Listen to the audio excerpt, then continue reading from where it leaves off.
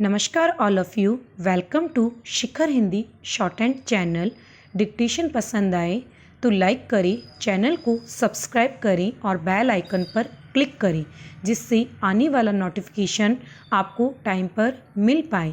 Dictation से related कोई भी सजेशन देना हो तो प्लीज़ कमेंट बॉक्स में लिखिए और हमारा टेलीग्राम चैनल ज्वाइन कर लीजिए जिससे मैटर के PDF और आउटलाइन आपको टाइम पर मिल पाए। डिक्टेशन स्टार्ट होगी आफ्टर 3 सेकेंड। स्टार्ट। हिंदी न केवल भारत की आधिकारिक भाषा है बल्कि अंग्रेजी एवं मंदारिन चीन की भाषा के बाद दुनिया में सर्वाधिक बोली जाने वाली तीसरी भाषा भी है। स्टॉप। यही कारण है कि इसके पाठकों की संख्या दुनिया भर में करोड़ों में है और हिंदी के दुनिया भर के इन करोड़ों पाठकों में शायद ही ऐसा कोई होगा जो प्रेमचंद को न जानता हो। स्टॉप। प्रेमचंद जिन्हें दुनिया उपन्यास सम्राट के रूप में जानती है को साहित्य जगत ने उनके लेखन से प्रभावित होकर उन्हें कलम के सिपाही का उपनाम दिया है। स्टॉप। पैरा। प्रेमचंद जिनके बचपन का नाम धनपत राय था का जन्म 31 जुलाई 1880 को उत्तर प्रदेश में वाराणसी के निकट लम्ही नामक ग्राम में हुआ था। स्टॉप। उनके पिता का नाम मुंशी अजायब राय तथा माँ का नाम आनंदी देवी था प्रेमचंद जब 7 वर्ष के थे तब उनकी मां का निधन हो गया जिसके पश्चात उनके पिता ने दूसरी शादी कर ली। स्टॉप। विमाता की अवहेलना एवं निर्धनता के कारण उनका बचपन अत्यंत कठिनाइयों में बीता। स्टॉप। पैरा। प्रेमचंद की प्रारंभिक शिक्षा घर पर ही हुई। स्टॉप। जब वे पढ़ाई कर रहे थे तब ही 15 वर्ष की अल्प आयु में उनका विवाह कर दिया गया। स्टॉप। विवाह के बाद घर गृहस्थी का बोझ उनके कंधों पर आ गया था। स्टॉप। घर गृहस्थी एवं अपनी पढ़ाई का खर्चा चलाने के लिए उन्होंने ट्यूशन पढ़ाना शुरू किया। स्टॉप। इसी तरह से संघर्ष करते हुए उन्होंने BA तक की शिक्षा पूरी की। स्टॉप। इस बीच उनका अपनी पहली पत्नी से अलगाव हो गया जिसके बाद उन्होंने शिवरानी देवी से दूसरा विवाह कर लिया। स्टॉप। पढ़ाई पूरी करने के बाद वे एक अध्यापक के रूप में सरकारी नौकरी करने लगे और बाद में सफलता प्राप्त करते हुए स्कूल इंस्पेक्टर के पद पर पहुंच गए। स्टॉप। वर्ष 1920 में जब गांधी जी ने असहयोग आंदोलन प्रारंभ किया तो प्रेमचंद ने उनके व्यक्तित्व से प्रभावित होकर सरकारी नौकरी त्याग दी। स्टॉप। सरकारी नौकरी छोड़ने के बाद वे ब्रिटिश सरकार के विरोध में जनता को जागरूक करने के लिए लिखना शुरू कर दिया। स्टॉप। रफ्तार ए जमाना नामक पत्रिका में वे नियमित रूप से लिखते रहे। स्टॉप। यह मासिक पत्रिका कानपुर से प्रकाशित होती थी। स्टॉप। पैरा।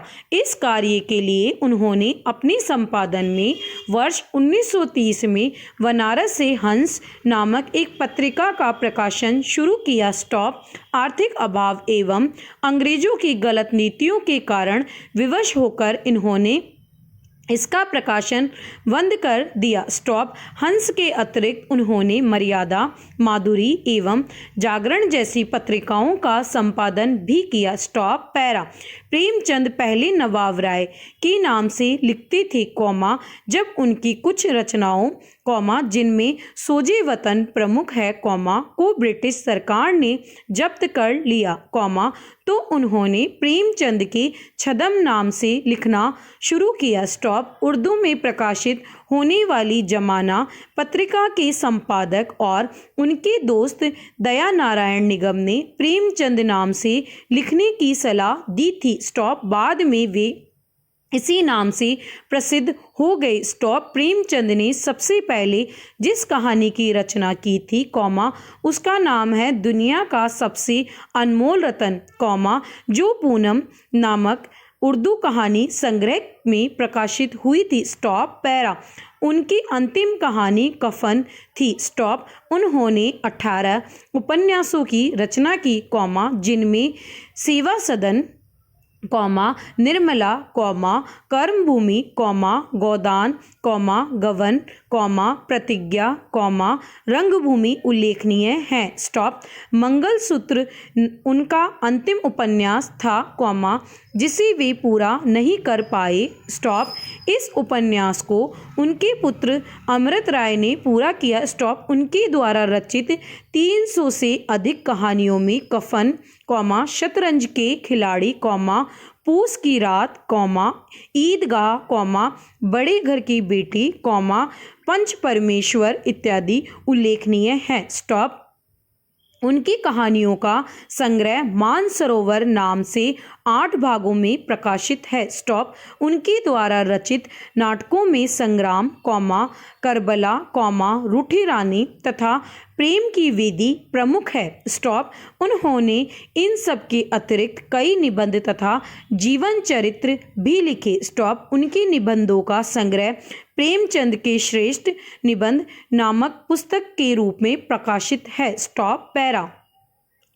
उन्होंने कुछ पुस्तकों का अनुवाद भी किया, जिनमें सृष्टि का प्रारंभ, आजाद, अहंकार, हड़ताल तथा चांदी की डिबिया उल्लेखनीय है। स्टॉप। प्रेमचंद के संवैधानिक सुधारों तथा सोवियत रूस और टर्की में हुई क्रांति आदि विषयों पर भी अधिक लिखा। स्टॉप। उनकी कई कृतियां अंग्रेजी, रूसी, जर्मन सहित अनेक भाषाओं में भी अनुवाद की गई है। Stop para. प्रेमचंद ने अपने साहित्य के माध्यम से भारत के दलित एवं उपेक्षित वर्गों का नेतृत्व करते हुए उनकी पीड़ा एवं विरोध को वाणी प्रदान की। स्टॉप। उनकी रचनाओं का एक उद्देश्य होता था। स्टॉप। अपनी रचनाओं के माध्यम से उन्होंने न केवल सामाजिक बुराइयों के दुष्परिणामों की व्याख्या की, बल्कि उनके निवारण के उपाय भी बताए। स्टॉप। उन्होंने बाल विवाह, वेमेल विवाह, विधवा विवाह, सामाजिक शोषण, अंधविश्वास इत्यादि सामाजिक समस्याओं को अपनी कृतियों का विषय बनाया एवं उनमें यथासंभव इनके समाधान भी प्रस्तुत किए। स्टॉप। कर्मभूमि नामक उपन्यास के माध्यम से उन्होंने छुआछूत की गलत भावना एवं अछूत समझे जाने वाले लोगों के उद्धार का मार्ग बताया है। Stop para. उन्होंने लगभग अपनी सभी रचनाओं में धर्म के ठेकेदारों की पूरी आलोचना की है एवं समाज में व्याप्त बुराइयों के लिए उन्हें जिम्मेदार मानते हुए जनता को उनसे सावधान रहने का संदेश दिया है। स्टॉप। सेवा सदन नामक उपन्यास के माध्यम से उन्होंने नारी शोषण के विरुद्ध आवाज़ उठाई है। स्टॉप। अपनी कई रचनाओं में उन्होंने हिंदू मुस्लिम सांप्रदायिकता पर गहरा आघात किया एवं करबला नामक नाटक के माध्यम से उनमें एकता व भाईचारा बढ़ाने का सार्थक प्रयास किया। Stop para. इस प्रकार देखा जाए, तो अपनी रचनाओं के माध्यम से प्रेमचंद ने न केवल कलम के सिपाही के रूप में ब्रिटिश सरकार से लोहा लिया, बल्कि समाज सुधार के पुनीत कार्य को भी अंजाम दिया। स्टॉप। प्रेमचंद ने हिंदी में आदर्शोन्मुख यथार्थवाद की शुरुआत की। स्टॉप। उनके उपन्यास गोदान को यथार्थवादी उपन्यास की संज्ञा दी जाती है, क्योंकि इसके नायक होरी के माध्यम से उन्होंने समाज के यथार्थ को दर्शाया है। स्टॉप। गांव का निवासी होने के कारण उन्होंने किसानों के ऊपर हो रहे अत्याचारों को नज़दीक से देखा था। स्टॉप। इसलिए उनकी रचनाओं में यथार्थ के दर्शन होते हैं। स्टॉप।